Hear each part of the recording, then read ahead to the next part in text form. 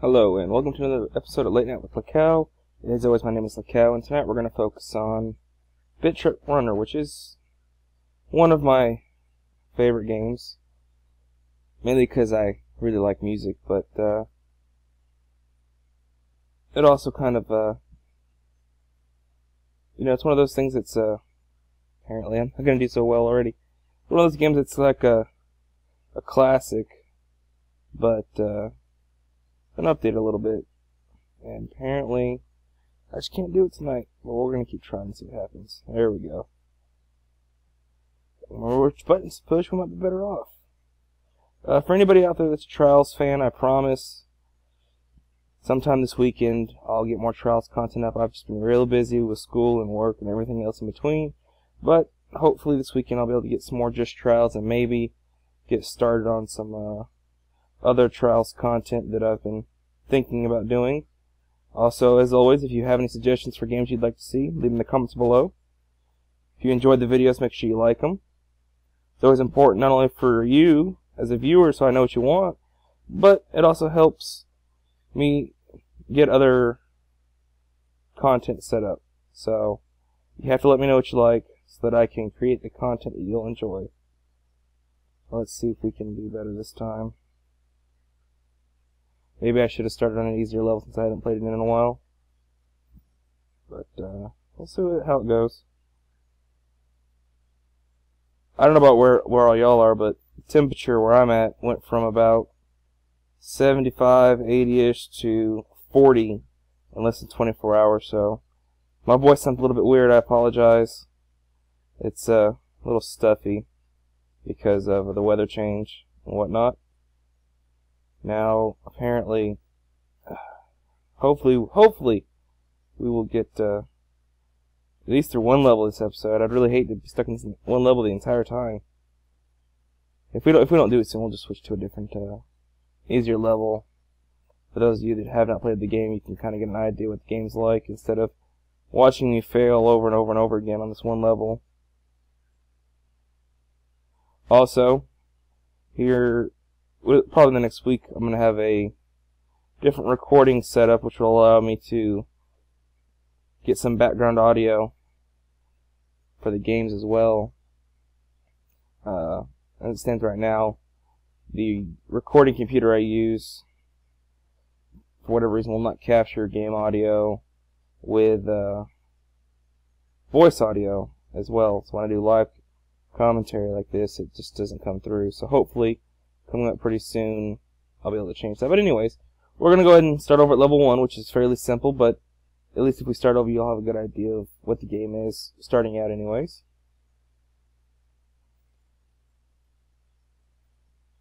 Starting out, it's just a simple jump. You can use space, 5. I believe there's a couple other buttons you can use. I usually use the number pad, because when it gets later on in the game, you have many more buttons to press. And of course, for those of you who have played, you know that as you get more of these gold pieces and I guess we'll call them plus cubes, 3D plus signs, the music gets a little bit quicker, becomes more of a full beat than it starts out with. And then it gets like this little fantasy unicorn kind of sound to it, which is kind of awkward in a way, but it's alright. Alright, let's see if we can get to the first level. I believe since we beat the first level, it's going to give us a bonus level, which is the Retro Challenge. And again, though, it uses the same skills that you learned in that level previous. So for this particular example, it's just going to be jumping. No hills, it's just a straight jump. Whereas later on, again, it adds in all the functions into the classic version as it does into the later version. However, there's no music in this, it's just a bunch of beeping as it goes along, and I jumped too late. So, moving on to the next level. Let's see here. I think in this one, I don't remember if we learned to slide in this one or not, but we'll see here in a second. I know we learned to slide here pretty quick. This may just be another jumping one.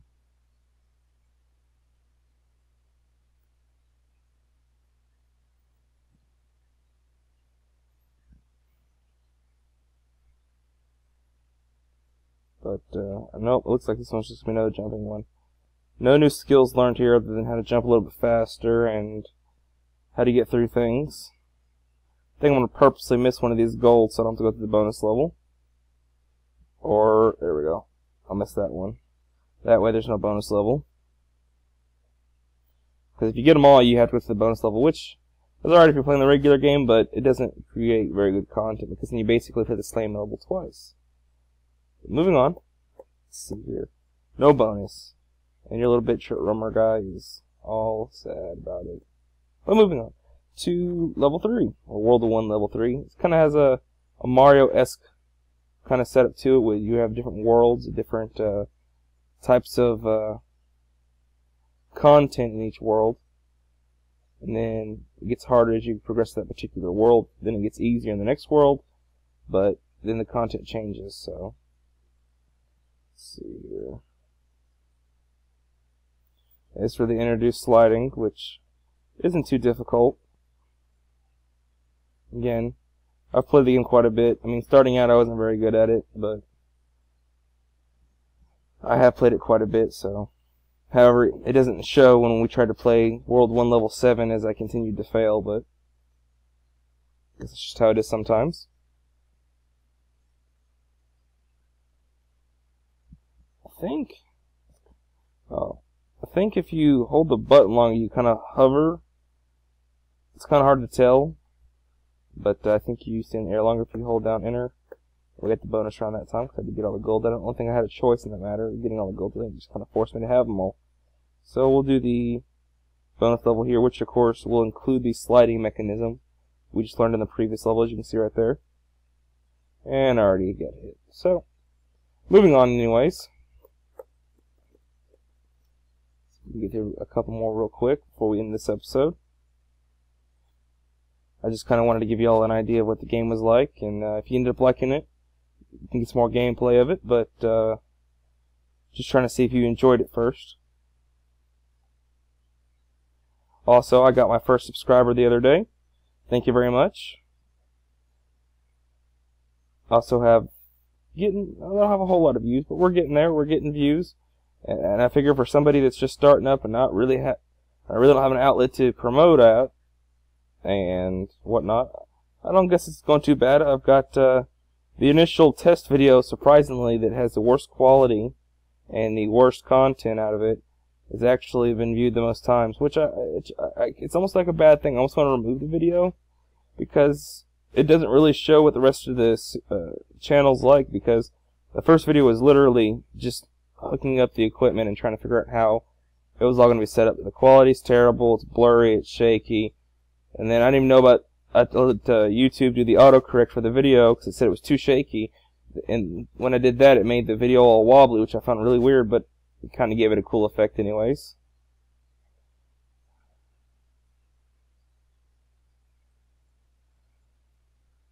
We'll miss that one, so we can not do bonus round.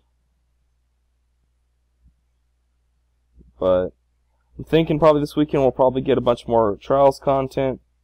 Maybe get into another series using an RPG or something along those lines. Maybe something that you might enjoy a little bit more.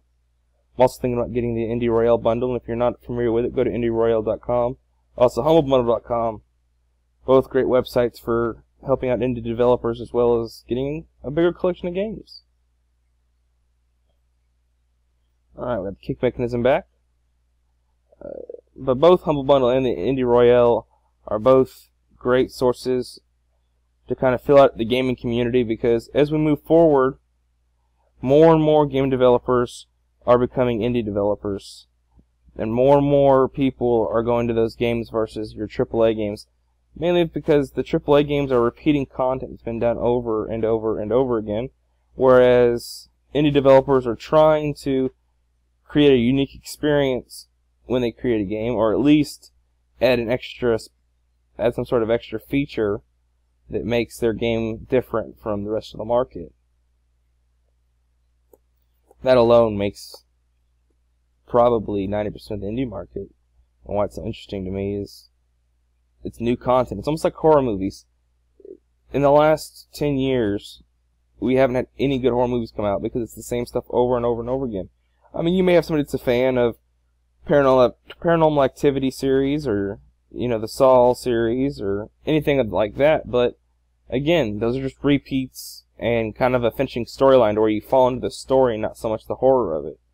And yeah, a lot of the public is no longer as feared of those kind of things just because we grew up with it, but at the same time, you really have to wonder if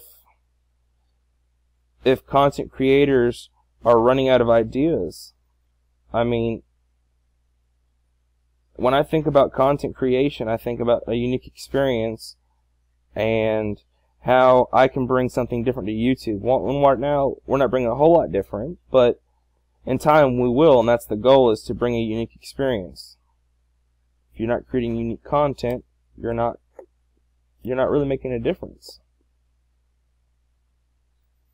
Another thing is that for a lot of YouTube videos, people watch them because they're entertaining or because they have their favorite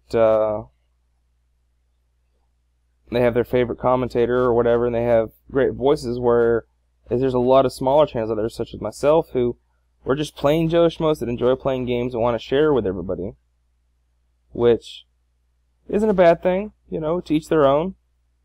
But again, you have to remember that much like your small businesses in your, in a small town, or even in a big city, your home businesses, your family businesses are the ones you need to be supporting more than anything else, because they're usually directly putting money back into your economy and back into your life. The same goes for indie games. You may not play a whole lot of indie games now, but in the future, the entire gaming community may look to indie games as a source for gaming. Even more so with the upcoming of Steam for Linux and other things of the such, where Windows is probably not going to be the main platform for much longer. But I think this right here is probably going to be the last level, because I like to keep my little mini-series here shorter. That way if you just don't have a whole lot of time and want to watch a quick video, you can, before work, after work, before you go to bed, whatever it may be, on your tablet. Again, hopefully sometime next week I'll have a better recording setup for getting in-game audio. That way you don't have to just listen to my voice the entire time. But if you've seen some other videos, the rule of thumb is if you don't want to listen to me talk, you're more than welcome to turn it down and just watch the gameplay, turn up some of your music, or whatever else you may be doing. Just kind of leave it in the background. But of course I hope you do like listening to the commentary. I mean, that's the reason I'm doing it. But, to each their own. I mean, there are some people out there that I just don't like their commentary, and even though I try, they're just not my kind of person. I guess everybody has different types they enjoy, just like everybody enjoys different types of TVs and TV shows and movies and things of the such. But looks like we're going to beat this level this time, which is good.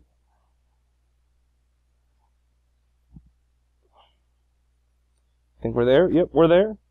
So until next time, I hope you enjoyed this video, and see you later.